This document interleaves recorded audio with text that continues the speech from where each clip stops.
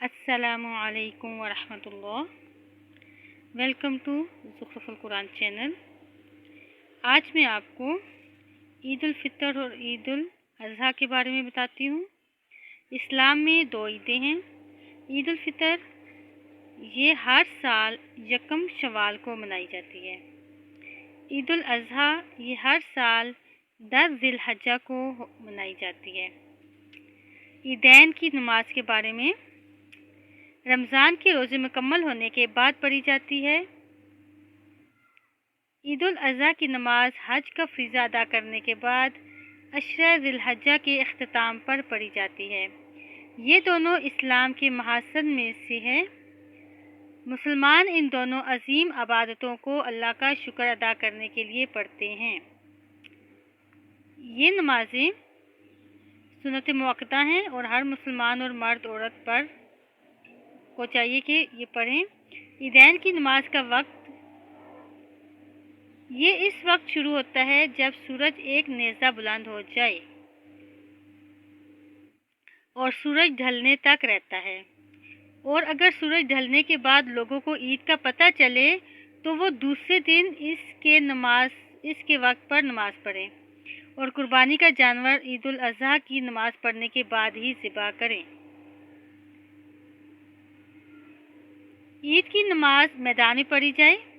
آدمی غسل کر کے اچھے کپڑے پہن کر خوشی کا اظہار کرتے ہوئے عیدگاہ کی طرف نکلیں، اور عورتیں بھی لوگوں کے ساتھ نماز کے لیے نکلیں، لیکن زیب و زینت کرتے ہوئے نہیں، خوشبو لگا کر نہیں۔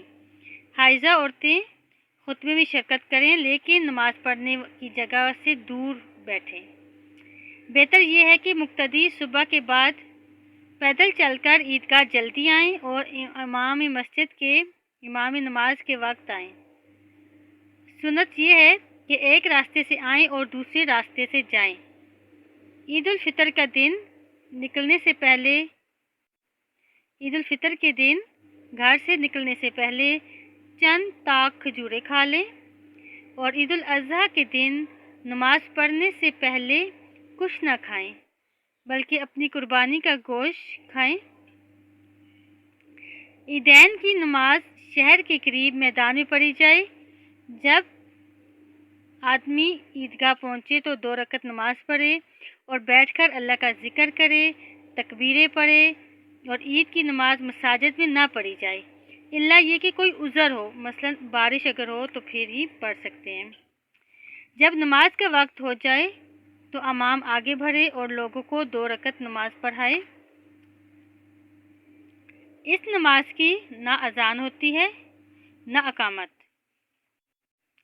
امام پہلی رکعت میں 7 تکبیریں کہے، یہ تکبیر تحریمہ کے ساتھ 8 تکبیریں کہے، اور دوسری رکعت میں قیام کے بعد 5 تکبیریں کہے، پھر سورہ فاتحہ پڑھیں، پھر پہلی رکعت میں سورہ اعلیٰ اور دوسری میں سورہ غاشیہ پڑھیں، یا پہلی رکعت میں سورہ قاف اور دوسری رکعت میں اقترب پڑھیں۔ بہتر یہ ہے کہ کبھی یہ پڑھیں اور کبھی کچھ بھی پڑھ لیں، لیکن قرآن کا کچھ حصہ پڑھنا بہت ضروری ہے۔ اگر امام تکبیر زائد میں سے کوئی تکبیر بھول جائے اور قرات شروع کر دے تو وہ تکبیر ساقط ہو جائے گی، اس لیے کہ وہ سنت ہے اور اس کا محل فوت ہو جائے گا۔ نمازی تکبیر کے ساتھ اپنے دونوں ہاتھوں کو اٹھائے جیسا کہ فرض اور نفل نماز کے لیے اٹھاتے ہیں۔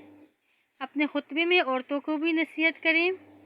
امام صاحب کو چاہیے کہ اپنے خطبے میں عورتوں کو بھی نصیحت کریں اور ان پر جو چیز واجب ہے اس کو یاد دلائیں اور انہیں صدقہ کرنے کے لیے ابھاریں۔ سلام: اگر امام کے سلام پھیرنے سے پہلے کوئی شخص عید کی نماز میں پہنچے تو وہ اس کی صفت کے مطابق نماز پوری کرے، اور اگر نماز فوت ہو جائے تب بھی اس کی صفت کے مطابق قضا دے۔ جب امام عید کی نماز پڑھا چکے تو جو شخص عیدگاہ سے جانا چاہے وہ چلا جائے، اور جسے بیٹھ کر خطبہ سننا ہو وہ بیٹھ کر خطبہ سنے، اور خطبہ سننا افضل ہے۔ عیدین کے ایام میں گھروں، بازاروں، راستوں اور مساجد وغیرہ میں زور زور سے تکبیر کہنا بہتر ہے، البتہ عورتیں اجنبیوں کی موجودگی میں زور زور سے تکبیریں نہ کہیں۔ عید الفطر میں تکبیر کا وقت عید کی رات سے عید کی نماز پڑھ لینے تک ہے اور عید الاضحیٰ میں 10 ذی الحجہ کے داخل ہونے سے لے کر 13 ذی الحجہ کو غروب آفتاب تک ہے۔